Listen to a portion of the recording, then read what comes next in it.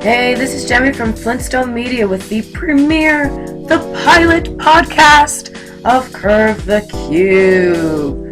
Curve the Cube is a podcast all about inspiring and giving insights into how you, yourself, can live your dream outside the cubicle. It's a South Florida arts and entertainment media podcast. Woo! And on this premiere episode, we have Kevin Rolston of the KVJ Show. Kevin Rolston is a big dog of radio here in South Florida. The KVJ Show is featured on WRMF 97.9 from 6 to 10 a.m. Monday through Friday.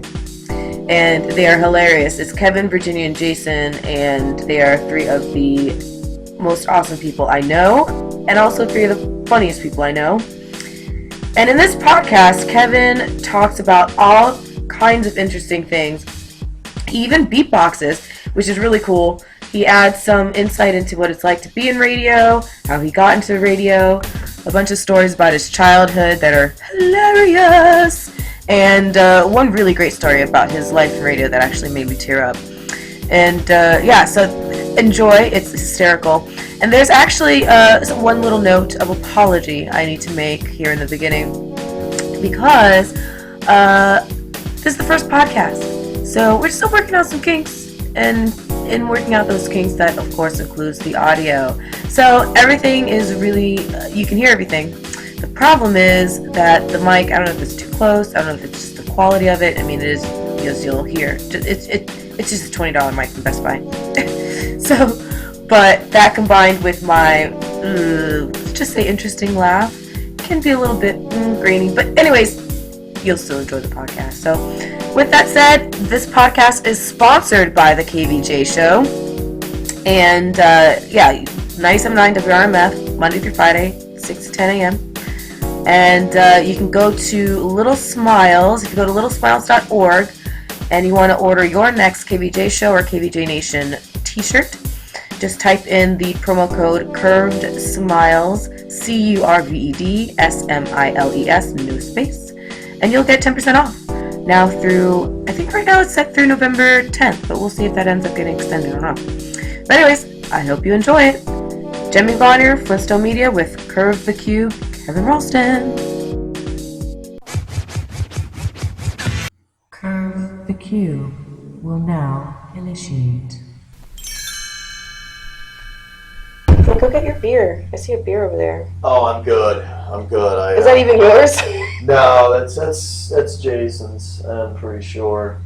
I'm usually kind of have to do a one through after he leaves, so anal and tiny. Goes through and kind of kicks things around. Well, that's your role in general. You keep things together. Yeah, and Jason messes everything up. Yeah, and then I kind of come through and clean everything up. That's pretty much how our day goes. Oh, so that was a great day. Yeah, how about that, huh? How atypical was it, or was it pretty typical? Yeah, no, I would say that's pretty atypical, of what we do. I mean, they, start to finish. I mean, that's pretty much the way it goes. Yeah. Yeah. So when we're in there, I wouldn't say there was anything that was, too insane or anything that was, too mellow. Yeah. For everyone listening on the podcast, what would we do today? Let's say you had, in the after show you had Zach Attack from Big Brother. Mm-hmm. Yeah. He was cool. I mean, he seemed really friendly. Yeah, no, he's, it's the first time I've met him. Jason was really high on him because he was big on Big Brother. Yeah. And, and then we got word that, he was a fan of the show. And so, Jason was really pumped about it. And the kid was really cool. I liked him, Very likable dude. I can see, if I were doing casting for a show, I would definitely consider putting that kid on because, he's got a great personality, lively kid. Outgoing. Yeah, funny dude. So, yeah, he was great. That kind of seems like it's what's needed for radio, too. Yeah, absolutely. I mean, I think that's kind of the bare bones of it. I think that's kind of where radio's going. To me, I think it's very exciting, the industry and the field, because I think they're really just, looking at finding entertaining people. Mm-hmm. And, all the lines are becoming blurred between video and radio and everything, and you just realize when somebody's entertaining, you can put them on any different platform. Yeah. And it's really silly, I think, the old model of thinking of somebody as just a TV star or just a radio star or just whatever. To me, I mean, if somebody's entertaining and they've got talent, Yeah. try to use it everywhere you can. Now, I mean, understandably, there's some, specific skills, like if you're in theater, then maybe that's not going to, apply as well to the radio. But, if you're an entertaining personality, then there's a place for you. It's just a matter of how you record it and where you put it. Well, you've been in radio for how long now? I've been in for 21 years now, yeah. Does it feel like this transition into, like you say, overlapping of mediums, does it feel like pressure, or does it feel like freedom? Freedom, liberating, yeah, it really is. I never was a radio-specific guy. I wasn't like a lot of your atypical people that I've known in the field that grew up loving radio and were following disc jockeys and all that kind of stuff. I've always been somebody that I love to entertain, and radio was just kind of the first field that I got into where I was able to do that, because when I was coming up, it was you had your radio and then you had your TV, and TV pretty much was just doing TV news, and it was super serious, and I'm like, I don't want to do that, that's awful. And so radio allows you to be creative and to have fun, and so I said, that's where I want to go. Does it seem like radio was super more wacky back then? Like there was more pressure to be a certain characterization of yourself? Or do you think that's always been true or never been true? There was a different style. Like with music, I think that radio has gone through different waves of what is trendy and how we communicate, and you used to have more contrived, and they would do characters and a lot of sound effects and all of those kind of things. And then I don't know if it was the Howard Stern era where things became more real and gritty, and and then I think you've gone through another era, and now I think that radio is some of it kind of embodies all different fields. I think it's still a little bit of being real, but I think there's a little bit more theater in radio than there has been since probably the 80s. What do you feel like you have to do to keep up with how things develop and trends change? And who do you feel like you're on the cusp of those types of changes? Do you feel like you're kind of checking the temperature of the industry at all times? How do you keep up with where things are going, and how much of an influencer do you think you yourself are? An influencer that I am on other people? Yeah, and how kind of things are going, and maybe the innovations in the radio. And I would say that we're right. I think we're right on the edge of pushing the boundaries as far as like where radio is going. I don't feel like we lag behind. I feel like the only thing that we've ever had with our show is sometimes the lack of resources more than we have had a lack of ingenuity. So that has been a big part of our show, and where we've been in the last couple of years is trying to push the show farther and harder than it's ever been, and trying to break through a ceiling that I feel existed over us. And that kind of goes back to the move to Miami, and what our end goals were, is just that I don't think we've really ever lacked ingenuity, and the fact that I think we have some creative minds on our show, and we do a lot of networking with other big shows to find out what they're doing, and also really do a lot to just stay on the cusp of what shows are doing, but also too to look at new technologies and try to even be ahead of that, not even just copy what other radio shows have done, but just look at new emerging technologies and say, before anyone else does, how can what can we do with that? Yeah, what can we do with that and get our product, our content to an audience? And that's really, to me, all it boils down to. Yeah. That's why, to me, liberating is the way I would describe the emergence of digital and video, is because it's always what I've wanted to do, and now finally the technology is catching up with the ideas of what it is we'd like to do. Now our only frustrations are just in the lack of personnel to be able to accomplish what the vision is. So the vision is still there, but it's a little more grandiose than the staff that we have. So. If you had unlimited resources, both in personnel, technology, I mean, imagination galore, yeah. what would you do? It would just really be kind of a entertainment content hub with all things. It would be a mix of digital audio and video and blogs and all of that, then pretty much dispersed through social media platforms. So, that's really what I would, like to see. It's almost maybe if you had a Funny or Die married in with college humor, and you put all these things together and kind of like the content that they kick out.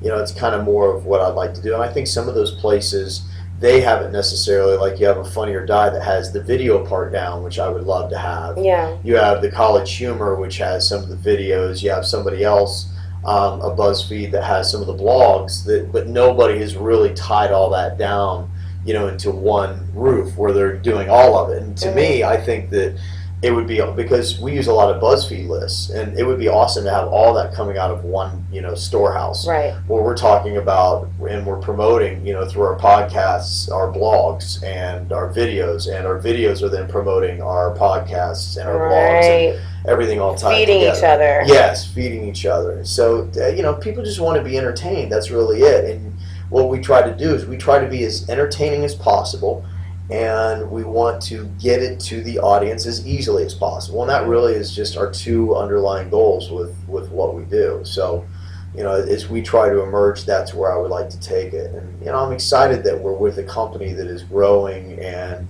we're at the hub of Digity, which is now the 5th largest broadcasting company in the country that continues to have and designs on growth. Yeah. And, I don't know where we'll go with this. I don't know that their vision is the same as my vision. I think they're just trying to grow radio stations, right now. Right. But, eventually, if I had to say that where we'd like to go, that's where I would like to be. Just have a staff of creative, funny people just sitting here, cranking out content every single day and then just putting it on the various platforms. That, to me, would be the dream. I'm not, I don't really think of myself too much as a radio guy, or that I love radio. I hate waking up in the morning. That's god awful. That really sucks. Not a morning person, but you have a show from 6 to 7. It's so ironic. I am so not a morning person. I never have been. I hate mornings.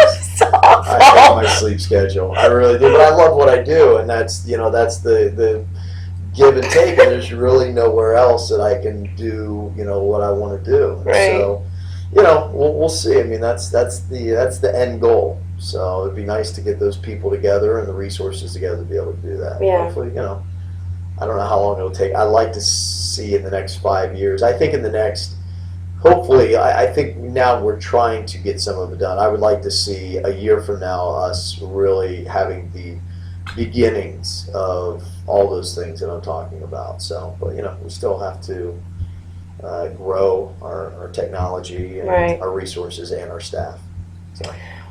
So you were saying that you've always been someone who likes to entertain people. When you were a kid, how did you go about entertaining people? Were you out of your shell yet when you were a kid? No, you know what? The weird thing about me is I've always been rather, oddly enough, rather shy. I've gone through big parts where I'm a little bit more withdrawn and I'm quiet. But I've always liked comedy. I've always liked writing comedy. And for a lot of it, I really consider myself more of a behind-the-scenes guy. It was really just through radio necessity that I wound up having to kind of get out there and take the lead and do what I do. But, I do like comedy writing, and I like creating. Comedy writing and creativity is really what I like. And that's why I'm excited with the video projects that we do, because, sometimes radio, there are limitations, and then other times with video, there are limitations. And that's why being able to do all those things, you say, oh, this is a great idea, but it would play really well on radio, or would play, really well visually. Right. And so I've never, I probably was more of a class clown jackass, towards, What's the worst thing you ever did in school? Like in the middle of class? In the middle of class, geez, the first one that pops to mind, I mean, I had several episodes. Mm-hmm. But my mom was my French teacher, and I'd already been kicked out of Spanish, and there were only 2 languages, and I had to have a language to graduate, so my mom was stuck with me. And so we had this thing called the French Lab, and you would have headphones that you would put on. You're supposed to be speaking French in it. And the teacher would be able to sit up front, and you were recording onto a little cassette tape. And then, the teacher would listen to your lab later, and the teacher was able to listen into what was going on. Well, all I was doing was working on beatboxing the whole time, and so I had to go, and so my mom, but you could hear a click when the teacher would, listen in, so I could hear when my mom was trying to monitor me. I was up there watching, I'm like going, and then I go, voulez-vous coucher avec moi ce soir? Well, hopefully that wasn't the phrase you said to your mom. Well, that's probably why I got weird looks. Oh, boy. But, so I would act like I was speaking French, and I can't remember exactly how it happened, but I drove her so crazy one time, she lost her mind, and she dove over the desk and was choking me in front of me. Physically choking me out of my plate. I was like, oh my God. He was like, oh my God, Kevin's mom was killing him. There would be no way she would do that with a kid that wasn't her own. No, right? But I just finally drove her to the brink, and she was literally choked. She had me in a death clutch. Oh my gosh. Trying to end me right then and there in French 101. Wow. Yeah, that was one of the more moments. But I had a lot of memorable moments. Was that pre-mullet, or was that right in the middle of the mullet? I was probably somewhere in the middle, I was a little mischievous before and after mullet, so can't blame it all on mullet. Do you feel like some of the opportunities to do bits that you get involved in physically, like the picture you guys did that imitated Adam Levine, or any of those funny things that you personally get to do that's not just Jaybird, that's you, do you feel like that lets that out a little bit for you? Yeah, it's fun. Really, I think for Jace and I, we're very similar in the sense where we do anything to entertain. We go way out of our comfort zone to try to do something that's funny. So if it's a matter of, are we going to do something that's going to make somebody laugh, then there's really not many limits to what we'll do. If it doesn't hurt somebody else, then if it's only hurting us, then yeah, we go for pretty much about everything. Which side of the line does the motivation for that come from? Does it come from wanting to be the center of attention, or does it come from more of the side of wanting to do whatever it takes to make other people laugh? For me, it's more of making other people laugh and brightening up people's days. I'm not too much of, when you go out with me now, and for most of my life, I'd say majority of my life, I've not been a real big attention seeker. I'm kind of like the guy that more sits back and just kind of like picks his moments and, throws in his digs here and there. Right. It's kind of like my thing. I'm just a little bit more laid back. So I'm never really like, if there's a group of people, I'm kind of going to sit on the periphery kind of guy and just observe and throw in my cracks here and there. Jason's definitely a center of attention kind of guy. Gotcha. But on this answer, I don't know how he would answer. Yeah. So you said you kind of fell into being an on-air personality rather than a behind-the-scenes person.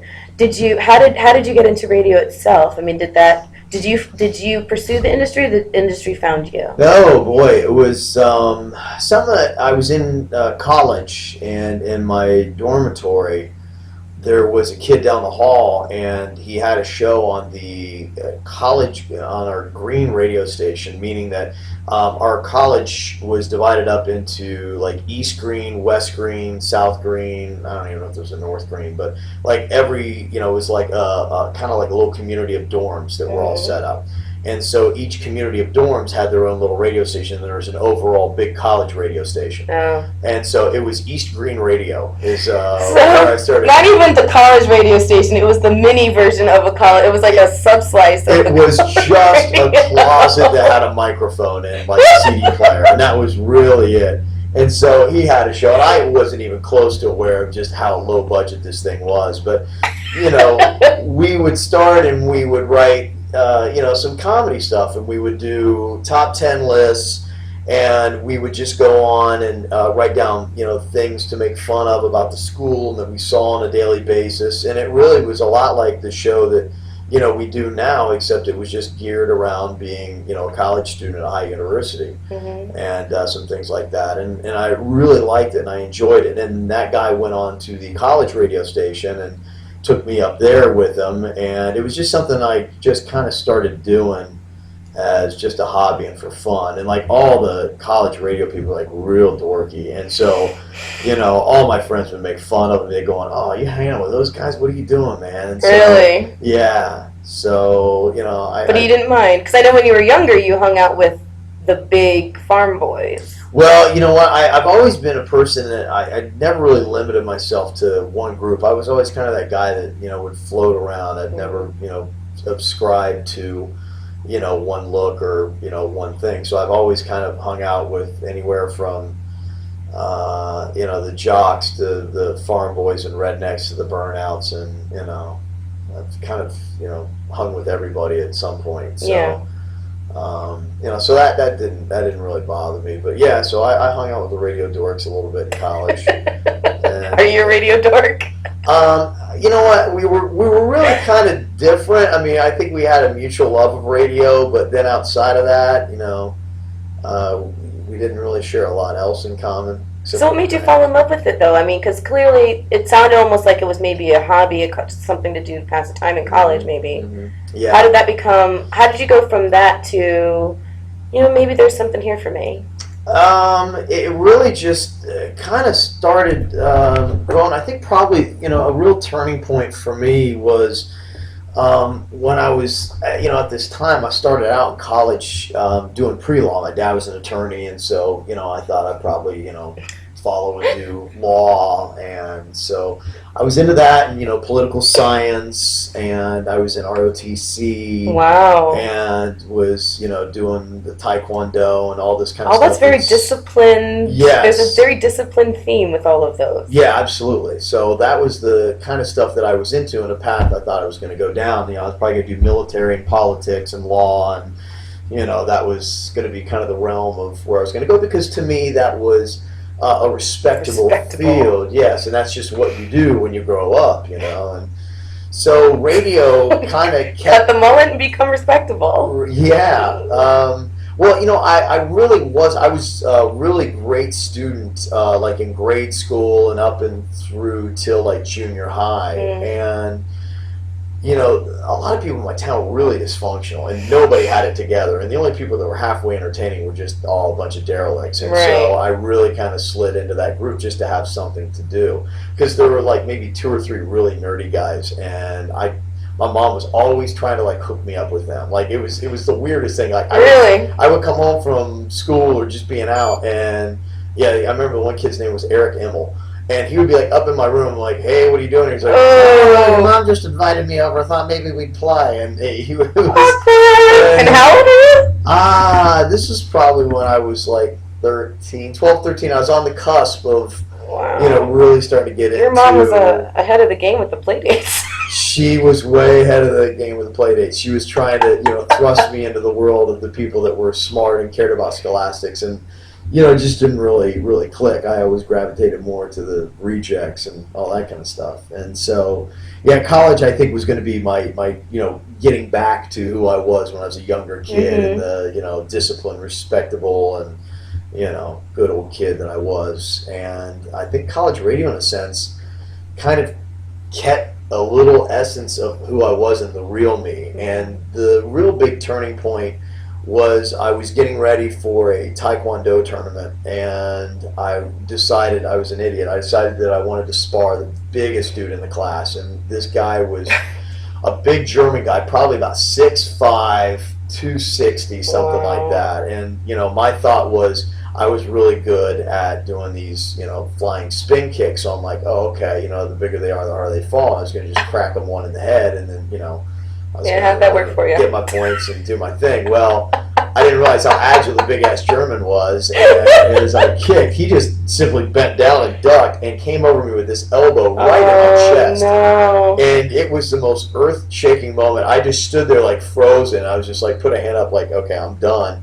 And I dropped to my knees, and I'm like, okay, I just got to compose myself. And I think I sat there for about 10 minutes just being like, are you alive? Like, I couldn't even, I got rocked so hard. And then the next day, I was in my dorm room, and I was in the shower, and then just all of a sudden, I couldn't breathe, no breath at all. Really? And I'm like, what the hell? I couldn't even stand up. And so I had to crawl out of the shower, which I know how much disgusting stuff happened in there, so it was awful. I'm crawling through and you're naked. And barf and piss and everything else, because of course it's like a Saturday morning. Oh, boy. It was horrible. And here I am, I'm crawling down the hall with nothing. I'm trying to get a towel around me. I'm half naked, and somebody in the dorm saw me. Oh, if only there were video cameras back. Oh my gosh. And so I was turning purple at this point and really couldn't breathe. And so they got me to the hospital, and I was tapping out. Like, that was about it. What? And so the doctor was like, oh damn. And so they took like this spike type thing, and he jammed it into my chest. A needle?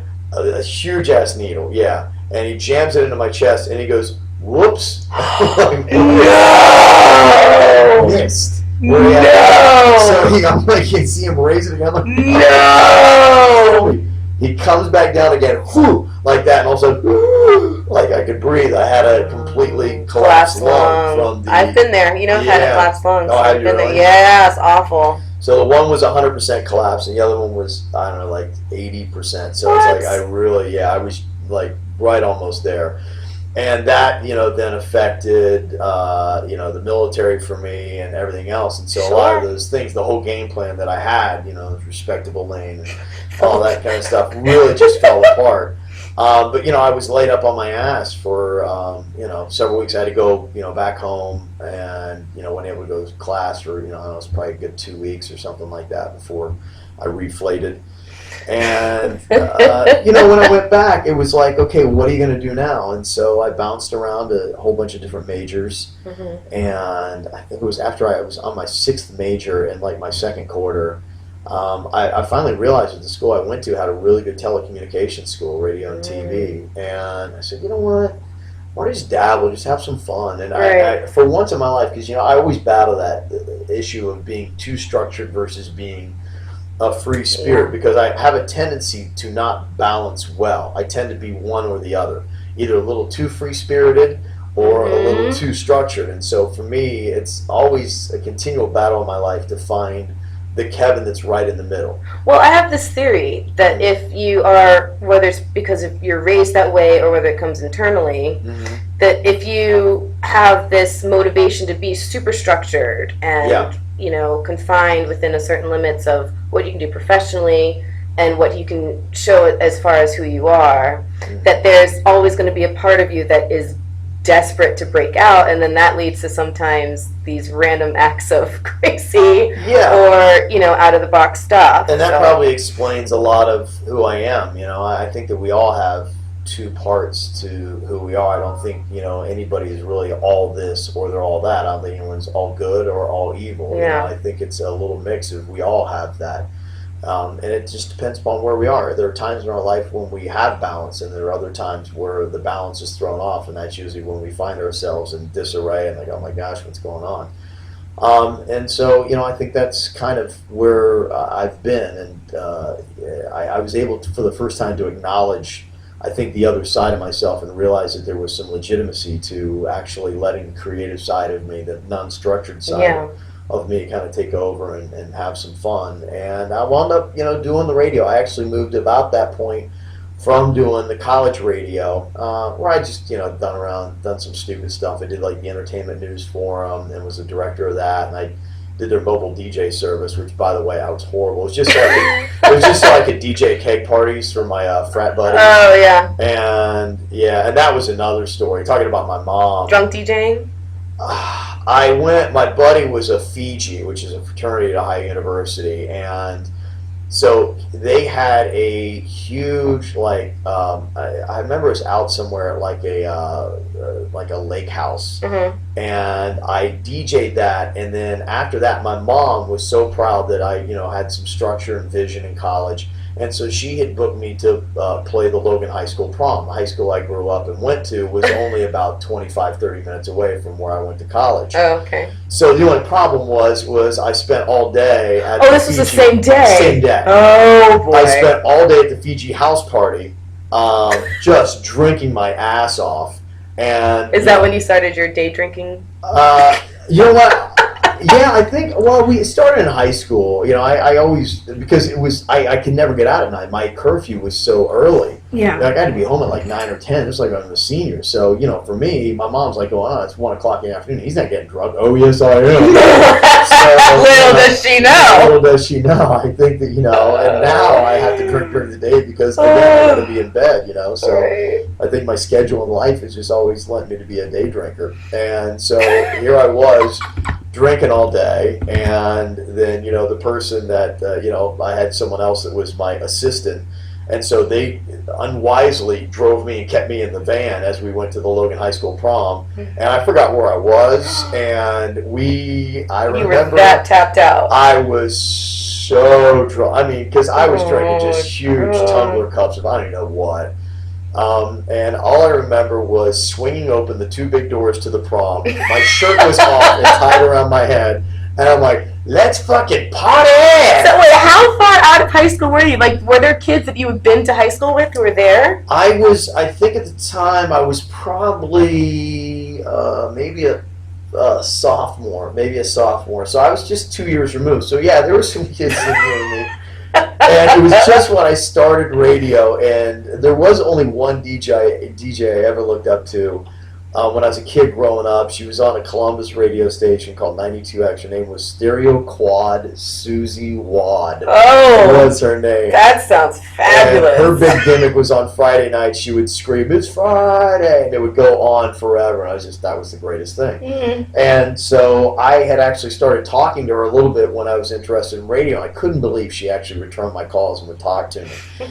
And so she was actually DJing the first part of the prom, and I was doing the post prom. And this was before or after you'd already started talking to her? Yeah, this was after, and this was the first time I got to meet her, and she was so unimpressed. I don't know if she ever spoke to me ever after that, ever again. What happened after you bursted open the door? I pretty much, my ex-girlfriend at the time, I think maybe she was my girlfriend, who went to Logan High School as well, she was able to get me back in the back and kind of get me calmed down and laying down and away from everything else. But my mom was beyond pissed, and it was just mortified. Another bad showing. Yeah, I didn't really leave Logan in the best state, and I didn't return to Logan in the best state. So people were like, "Yep, same old Kev." So actually, I was wondering about that.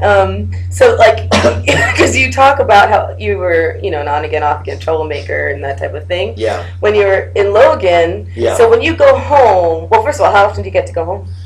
Not often at all. My wife really can't stand Logan. Yeah. It's miserable for her. And, you know, there's not a lot to do anyway, but my parents, they're definitely at a different speed. My wife is always on the go. Like, she's never even at our house. It's hard to get her to, you know, tone down to hang around. She's always on the run. And so when you go to Logan, it completely shuts you down, and it drives her crazy.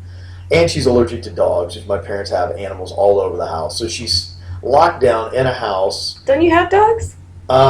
We do, but for some reason they don't seem to bother her allergies. I think because it's like a Chihuahua, short hair is the one. But yeah, for some reason, I don't know, it doesn't seem to bother her. And maybe that's just what she says when we go to Logan. "Oh, I'm allergic to dogs, I can't stand it here." So they've got, my parents now have 2 dogs and a cat. So, you know, so either way, my wife is just miserable the whole time in Logan. So I only get back probably about once every 5 years. You know, it's not too often. Do you ever see any of the people you went to high school with?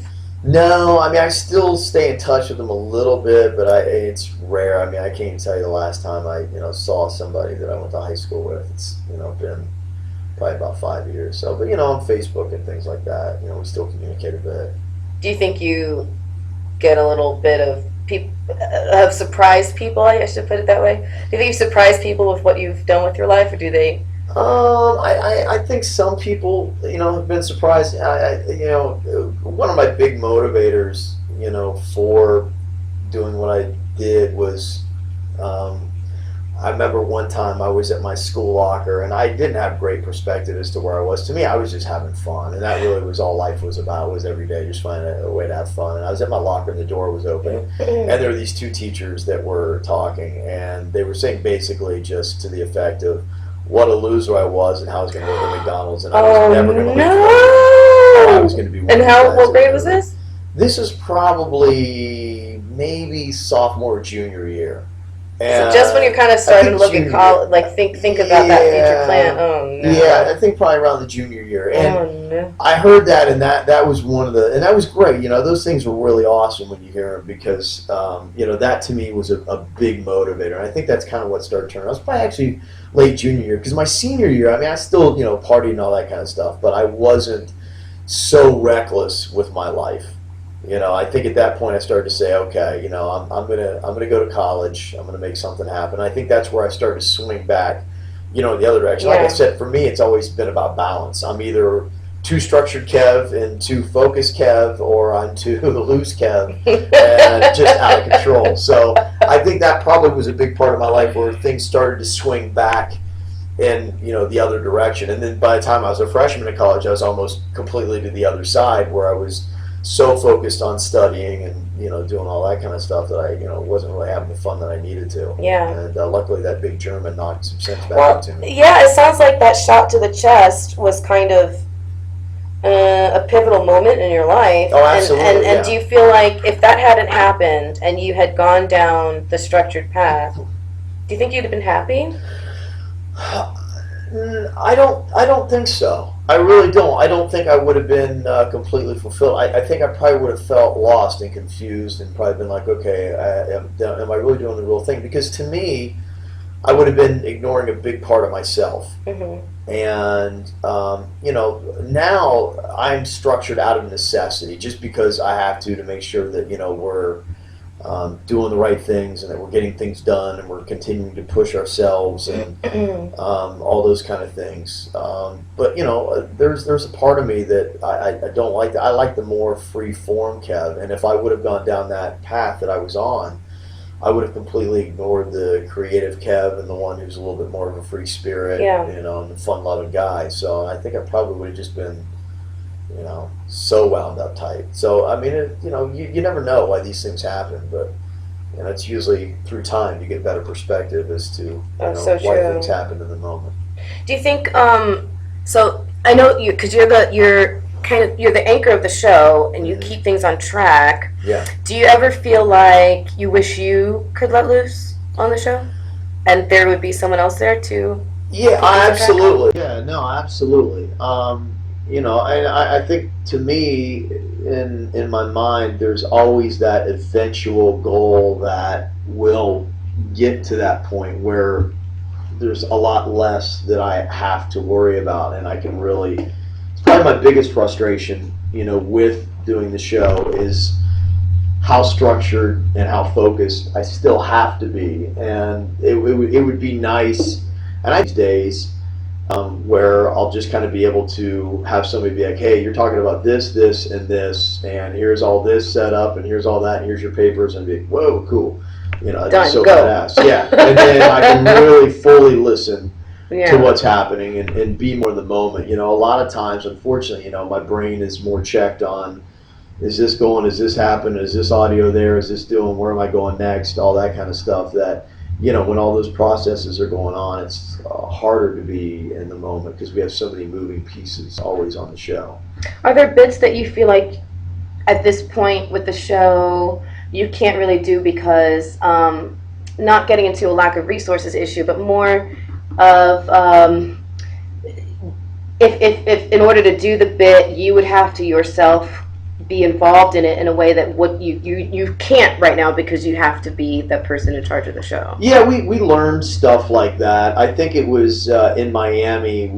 I started to realize, and I never wanted to, you know, be like, okay, it's the guy that, you know, I'm doing the cop out, but I started to realize there was you know, a bit or two that got me away from the control board, and I think it was just too detrimental to the show because we kind of lost focus, and, you know, a lot of things kind of happened, and it was just a little, messy audio-wise. Yeah. And so, you got to be pretty, tight and concise. And so now with pretty much anything we do, I try to make sure that, I'm anchored and that we're, that I'm, so I take myself out of a lot of those situations now. So, we're always evolving and learning new things. And that was a realization that, we'd had recently that, I try to make sure that I'm in a place where I can focus. Yeah.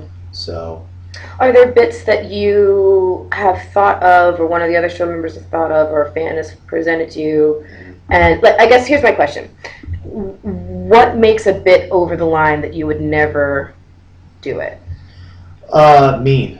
Spiteful, something that would purposely go out and try to hurt someone's feelings. We're very sensitive to that because, we don't want to ever do anything that's mean-spirited. I mean, the goal of what we try to do is to try to make people laugh, and it is tough, and not say we don't ever hurt people's feelings, but that's never our goal, and I feel really bad if I ever feel like that did happen. Yeah. And has it ever happened? Oh yeah. I mean, no, there's definitely things that we've said and things that have been done, never intentionally. We've never purposely set out to do anything that would hurt somebody. But yeah, I mean, it's inevitable because sometimes you don't understand that someone's sensitive to something or that someone's going to take something, the right way. And we still do push the envelope. I mean, we're all self-deprecating and, we make little cracks in comments. Yeah. And is there one incident in particular that you really regret and feel bad about?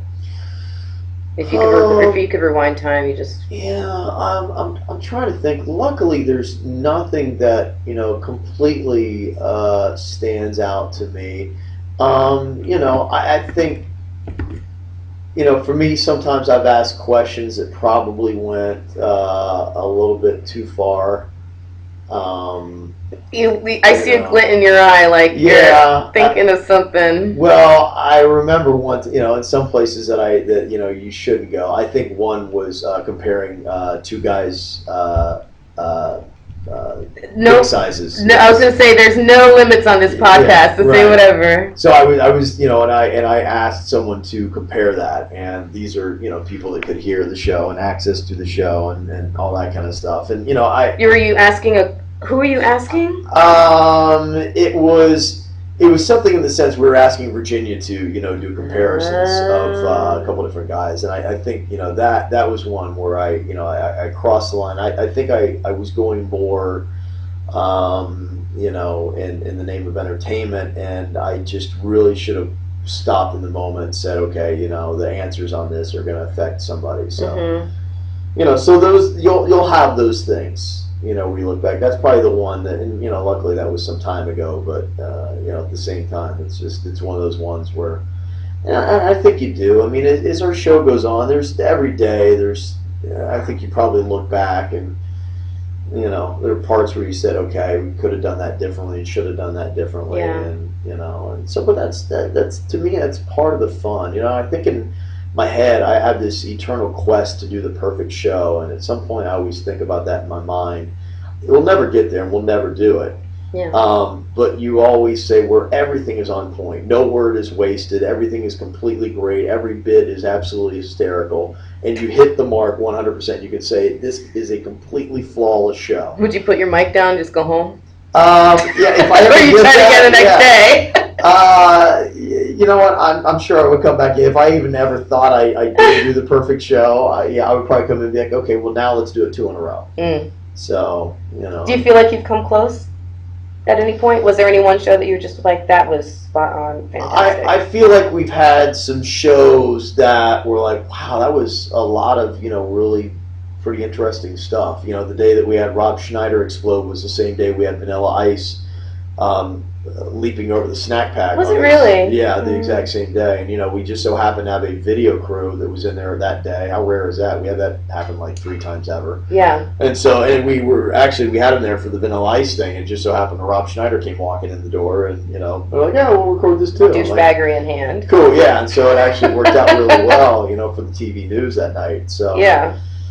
So those are those days, but I think that would be along the lines of what it is. We love doing that. Just I can't believe this is happening on the radio kind of stuff. Those moments, and so for something like that to happen the entire morning, I can't even imagine what we'd do. To me, I don't even know what the perfect show would be. I mean, I think it would be something that's funny, that really makes people talk, but at the same time, it really does something that's great for at least one person, if not a lot of people, where it's like, wow, this really made somebody's life, better. Well, let me ask you a question, because not that what else have I been doing this whole time? But have you, and I don't want to go into details about Miami and all that stuff, but when all that was going on and the uprising happened with KVJ Nation, because you were talking about the perfect show being something that really touched people, how did you react to when you saw that uprising happen? What did that do inside of you? Like, how did you feel about all the comments and things that people were saying about what you guys mean in the community? It was that part was great. That part for the 14 years that we had been on was some validation for us that because sometimes you don't really know. How aware of you were you? How aware of it were you before? Well, you know what? You get the side comments. You have the ratings that let you know that you're doing something on the mark. But to be able to hear the stories of how directly you impact people's lives, the ones that stick with me and that motivate me the most, my biggest motivation for doing this job and for being up at hours that I absolutely hate, are the emails and the stories from people. I've received probably about 3 or 4 now from people who are going through cancer treatments and stuff like that, and they have to get up and they don't have really anything to look forward to, and our show gets them through, and they're able to laugh on their way to chemo treatments, and they, at least in that time, they don't think about it. And just realizing how hard most people's lives are with bills, kids, relationship problems, health problems, everything else that scares the hell out of people on a daily basis, to be able to have a place where they can come and just laugh and escape for a while. Yeah. And the whole KVJ Nation thing gave us those individual stories, which were fantastic. To me, that's a lot more validation than a ratings book that comes back and says, hey, congratulations, you're number 1 in 10 different demos. Right. So, that to me really, and that was what was great. But the weird thing about it, the emotion I didn't expect was during that time was, it was hard for me because we heard that, but at the same time, and I think Jason and I share a lot of the same emotions, is we're people pleasers. And the thing that was just so tough was knowing how much people needed us and the fact that we couldn't do what we needed to do. And that's what made that disconnect. That's what made every day really tough, and it made it harder almost with every comment we heard about how much we need you guys. It made every day that much harder to go in there and say, people really do need us today. They need us to do this show. They need that routine, and we can't do that. And that was really tough for us. We had a lot of emotions and anger and feelings about how things were going and what we were told was going to happen, and then what really did happen. And so, it's natural to have all those emotions that we had, and so it was powerful on both ends. Just on the positivity, and then just also on how frustrated it made us feel. Right, I'm sure. Every day. So after going through all that fire and finding yourself here, where do you think, if you were to look at the arc of your career, where do you think you are in that arc right now? Do you feel like you're still upticking? Do you feel like you're peaking? Where do you feel like you are? You personally, besides the show. Yeah. I feel like we just entered the second half of the game, and I feel honestly like we're a second half team. I feel like we really have our best radio ahead of us, and maybe not even radio. I think we just have our best moments ahead of us. Yeah. I think we've gotten a lot smarter with how we execute things. I think that we're still hungry. I don't know of many other people in broadcasting that still have the hunger and the drive that we do every single day. We really do. Every day is spent killing yourself to do the best that you can, and then trying to do it again. And so I really believe that we're in a place now. To us, it's been just a matter of getting that place where everything clicks and we can get the resources that we need and do what we need to do to execute the vision of what the show should be. So Right. I really think we're really ramping up, and I think we'll be ramping up here at a pretty rapid rate. We're still getting some stuff established for where we need to be, but I think that it's going to be a really quick descent. I'm hoping a year from now I look back and say, wow, we really got a lot done, and I can't believe where we are today compared to a year ago. Yeah. And that was the problem 2 to 3 years ago in our career. We weren't saying that on a year-to-year basis. We had the same desires and the same aspirations and the same ideas, but unfortunately every year we just kept looking back and saying, hey, we're in the exact same place we were a year ago. Mm-hmm. And that was really, what was, to me, what shaped the desire to have to make a move, was that every year we're looking back doing, and we do that, we It wasn't a comfort zone, it was more of a... It was not at all ever a comfort zone. No, we were asking and demanding and saying, hey, here's ideas for this and use this way, and they always knew that, what we want to do is grow and expand. To me, if you're not growing, you're dying, and, that's just it for me. I just said to myself, I'm like, I can't just feel like every day we're just doing the exact same thing. I don't think it's going to be exciting for the audience. Mm-hmm. It's not going to be challenging for us, and I'm one of those people that thrives on challenge and big sky projects. And so we didn't have that. We had a very clear-cut ceiling on where we were going to be able to go, and it was almost like, count your damn blessings, shut up, just come in, do your damn radio show every day, and just, be quiet and everything will be fine. Punch your card. That was kind of it. And it was like, I can't be a punch your card kind of guy, and, Actually, that was a question I was wondering about is, because the radio industry, a lot of people work in an office doing business work or working maybe front desk at some place, medical facility, what have you. Entertainment is very much outside of that. Yeah. Those boundaries. Do you think, and we kind of touched on it a little bit when I asked you if you would have been happy, do you think you could have even really existed in the confines of, coming in and doing the same type of repetitive thing every day, that's working on a computer and just taking that mainstream type of life? No, I don't think I could ever be in the job that doesn't change day to day, year after year. I would want to, at least if I were in a field, climb to the next level and take on a new challenge. That's just, I think, the way that I'm wired. And so for me, no, personally, I could not. But, I think it really is all just about, there are different things that we all do in life to get value back. And that's what we're all living for, is a return on value. Right. And for me, a big return on my value is accomplishment.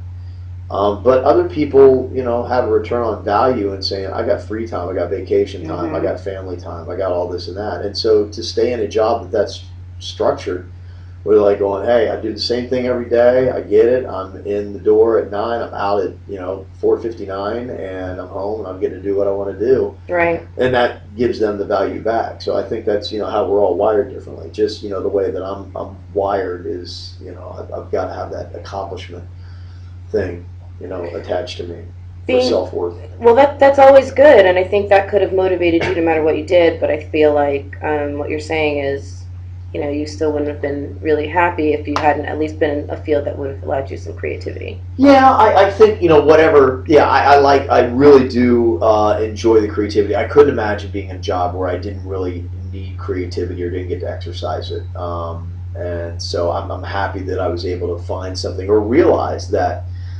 it was something that I was good at, something that I love to do, and something that I need to do. I think that we're all driven. I think we're all wired to do something. I think that we're all given a certain set of skills, and it's a matter of just really plugging yourself in, and that's really what life is. And life is exciting because you learn more about yourself the older you get, and hopefully you learn yourself earlier than later in life, but you start to plug yourself into things that you like and say, I'm good at this, I've been given exceptional skill at this for some reason, and how can I use this ability to help other people? Do you think radio, to survive in radio, you have to be creative? Do you think it necessitates creativity? I don't think you have to be. I think that you have to have um, certain skill sets, and it really depends a lot on the team that you're on. Mm-hmm. Teams complement each other, and if you're not a creative person, like on our show, I think there are varying levels of creativity, and not every person has to be extremely creative. And it probably would be dangerous if everyone was, because then maybe you have too many ideas, right, and you're not able to execute all of them, and then the creatives are upset because I'm like, oh, I'm pissing away all these great ideas. Mm-hmm. I need to go someplace where they're needed. Right. So I think it's just a matter of you need to find a team, and that's the thing that I think we're blessed with, is that we have a good complement of skills that we all possess, or attitudes or attributes that we all bring, and they complement each other. So you guys seem to have a really, well, not you seem to, you have a really great chemistry with each other. Do you feel like that was natural, or has that come through the years? I think it was natural, but the reason why I think that it's there is we were given for me, luckily, it was imprinted on me because I had gone through a rough situation in Kansas City with two people that were thrown together. They didn't have a choice. He's here, you're here, let's make it work. And it didn't, and they fought, and they were miserable. And so what I learned as I set out to do my own show was find someone that you click with, and someone that you have the same vision of what a radio show is and what it should sound like, and that what's going to come out of the speakers. You're both like, okay, that's what we're gunning for, whether it be right or wrong. At least you agree on the same page. That. You have to be on the same page. And luckily, I found Virginia, and we had a lot of this similar sense of humor and idea for fun, and then especially what made good radio and what we wanted to do. And then as we found Jason, he just fit right into that same mold of how we are and how we think. And I really do think that is key for us. I'm not saying other shows can't succeed if they're not like that, but I've been through it once, and I wouldn't want to try it again. Right. Who have you had? Was there like a singular person who was a mentor for you as you were coming up? And what did they? If so, what did they teach you? I've had several. Probably one that is big for me is a guy named Bert Weiss. He hosts a show out of Atlanta, and he's just somebody that's kind of always, as far as a mentor, he's at least been my the guy that I bounce things off of. When I took this job, and when I make a lot of big decisions, I bounce the ideas off of him. To this day? Yeah, to this day. Yeah, I still, even with taking the RMF gig, we had a couple options, and so I went to him and I said, hey, do I take this RMF job, or do I go to plan B and C? And he said, no. I said, take the RMF job. And so I still bounce things off of him. So in a sense, he's been a mentor. Luckily, I really, as I got into radio, I got plugged into a good network of people, Bert being included, of some shows and some really talented people that I was able to hang out with at morning show conventions and exchange emails with. So I don't know if I necessarily had one person, but I had a nice little network of people. Anywhere from Ace and TJ, a show out of Charlotte, and Kid Craddock, who the late Kid Craddock, who was just an amazing talent. Texas, right? Dallas. He was based out of Dallas. Yeah. And people like that, and Jeff and Jer, and Dwyer and Michaels, and just a lot of really quality shows that I've been able to network with, and I still do to this day. And there are a lot of people. Luckily, I'm friends with about anybody that I esteem in radio, and so it's nice to be. It's a nice place to be in for that. Was there, throughout the course of your career, I mean, you've done a lot of crazy things on the air. You've hosted a lot of events and all, your career's taken you to a lot of different places. What has been, if you had to name one thing that was just the highlight for you? I mean, caused like almost a euphoric reaction, was so great that you got as a byproduct of being where you are. What would you say that moment was? Like a real ultimately like satisfying thing. There's been a couple that have been close. Just seeing the reaction, when Jason was playing for 10,000 at Sunfest, just the crowd that we had there, the block parties that, we've had. I've had a lot of experiences with little smiles that really gives you some concrete value to what you do. Always the image of this little kid that we had given national championship tickets to for the Florida Gators when they played in the Orange Bowl at the Sun Life Stadium, and the kid was coming out, and he'd been going through chemo, so he didn't have any hair. And his dad was holding the tickets in his upright hand. I really wish I had a still photo of it because it just make the best photo. And the kid was literally climbing up his dad's leg just to try to see the tickets. And I was pulling out of the parking lot and got to see that. And they didn't see me and didn't realize what it was. I knew what the situation was, and so that's got to do it. Yeah, it's stuff like that where I said, and we didn't do anything special. I just turned on a microphone and asked for tickets, so somebody gave it to us. But to be able to be, the middleman and to be able to try to help out that process, I mean, it was just such a purely good moment, and just such, you're just like, what you did today was good. Yeah. Getting that kid to that game, that's the right thing, So at least today, Kev, you didn't completely screw up. Has there been a day where you felt like you completely screwed up? Oh yeah, many days. Many days you're like, Kev, you completely screwed up. What do you do when you go home, when you have a day where you feel like you've just completely screwed up? Yeah, just honestly, just bury your head in the pillow. I just hope tomorrow I do it better. At least I got another chance, I hope. Oh my gosh. So do you think your family gets what you have to, like how much you have to put in to what you do, and how much it takes? And yeah, my immediate family, my wife and kids, they're very understanding and supportive. It doesn't mean when, like last night, I didn't have time to play football checkers with Cannon. They don't get upset, but I think they understand what I have to do, and they're really supportive of it. I'm very lucky because it's one of those jobs where it's not just a regular job. You can't do it if you don't have the full support of your family and of the people around you. It would be too difficult. Well, it's a fairly unique situation to be a kid when your parent is in the public eye. Yeah, I can't really imagine. I mean, I grew up, in a small town, and my parents, were, my dad was an attorney, and my mom was a teacher, and they're big figures in the church, and so, so I grew up in a sense where I was more high profile than your average kid, in that respect. But I'm sure nowhere near what my kids get hit with on a daily basis. And they really, I got to give them a lot of credit because they have been absolutely amazing. And if I've ruined their lives, I'm sorry. But they've never, something tells me they'll survive. They'll be okay. Said anything to me, or it's been whatever. I think they've been really great and supportive in that role. So let's see, we are just about an hour. That kind of flew by. Oh, yeah, I know, huh?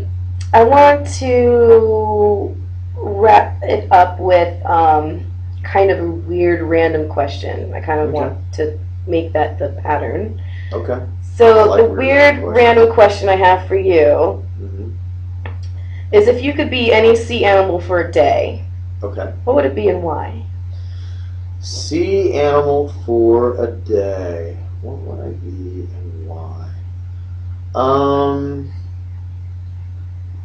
I kind of think right now the first one that comes to mind is, you know what, the big old whales would be fascinating Mm. because nobody really messes with you. I mean, ain't nobody going to eat you. Ain't Right. nobody going to take you out.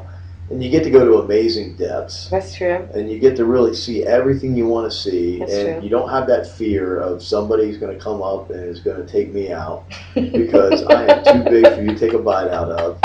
So I'm just going to cruise through this big old ocean, and I'm just going to enjoy the view. Just be peaceful. You know, just be peaceful. And if, you know, that would be the way in life, I'd like to be the big old whale. There you go. Just go through life. You know what? People can't mess with me because I'm too big to take a bite out of, and I'm just going to sit and watch and enjoy the view. There you go. Yeah. That sounds awesome. Mm-hmm. So is there anything coming up for KVJ, for Little Smiles, for anything that you want to promote or plug? Now, this will probably be posted hopefully on Monday.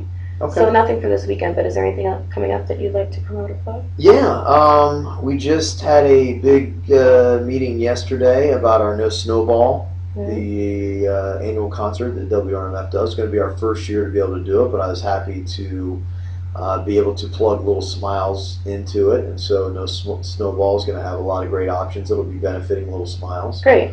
So that'll be nice. That is going to be coming up. And, you know, we've got a lot of cool events / features that, you know, are going to be launching here in the next couple of weeks to months.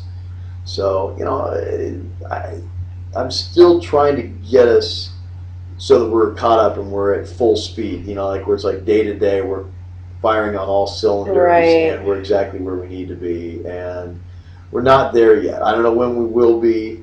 I'm guessing probably March, April. Yeah, that's what I was going to say. Because, I'm just off the top of my own head, I'm thinking about things like KVJ TV. Yeah, I'm just sending an email on that, see where really? we're at. Yeah. And then we've got, you know, just some other, you know, really cool things to start to cross those off the list. Some great designs that could happen. What do you think makes KVJ TV so much fun? Fun little element for you. And why, I mean, it's unique.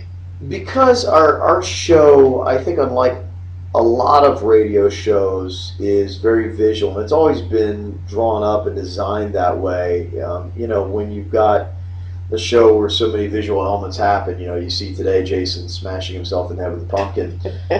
You know, it's only halfway justified by hearing it on the radio. In fact, that's one of those things where I say, you know, I've tried to slow his roll on some of those things that are so visual. Right.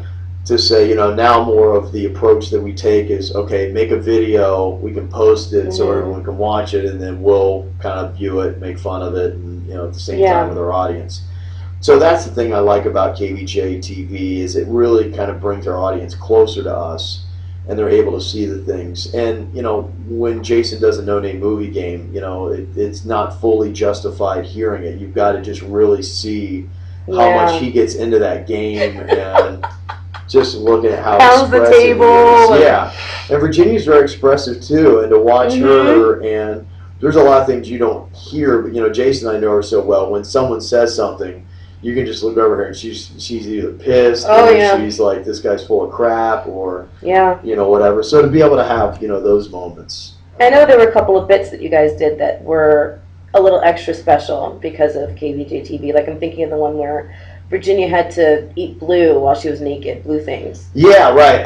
Yeah, she did that. Yeah, it was Face Your Fears. Yeah, so she just had a fear of being naked and eating blue food. So Jason fed her blue food while she was naked. The whole time he just stared at her naked self. Yeah, I got a peep show. So that's pretty much all he did. Took advantage of it. Awesome. So yeah, so those things are great, and, you know, whenever we're able to get that, like I said, you know, it's us creating the content and then making it easy for our audience to digest it. Any way they want. You know, if they've got the opportunity to watch it, then they'll be able to do that. So like I said, our show will be at full speed when we're able to do that. So, you know, we're maybe 6 months to a year, hopefully, away from being able to what our objective is, and at that point, hopefully, we just are able to then to really start growing the show.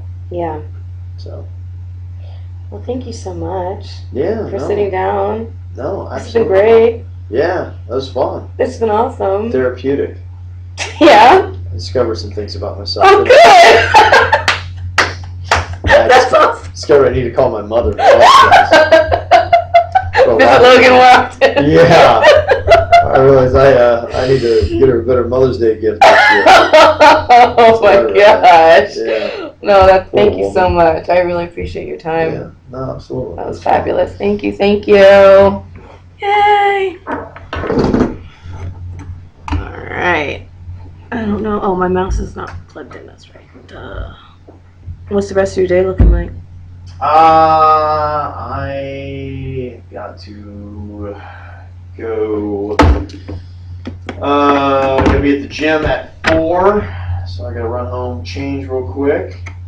Oh, busybody stuff. Yeah. What's that like having endorsements? Your endorsements? That's a nice perk for you. Yeah, no, the endorsements are great. They're a fantastic perk. No, they're really nice. The thing about them, the thing that's great, the thing that's challenging is just, they're clients, you got to keep them happy.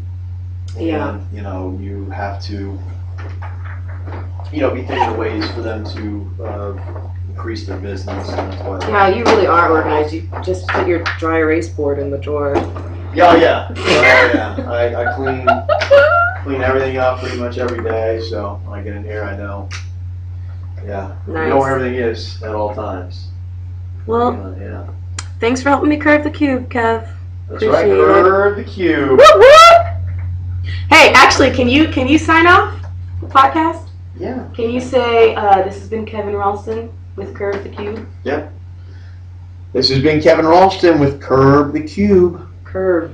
Sorry. It's alright, it's the first episode. Okay. This is Kevin Rolston with Curve the Cube. Woo! Sweet. There you go. Bye-bye. Yeah, but I don't think it's written in front of me. I don't do very I know, actually, I knew that was going to happen. I was like, maybe I should bring flashcards. I'm like, you know what? Screw it. Just let it happen. Thanks, Kev. You have successfully curved the cube.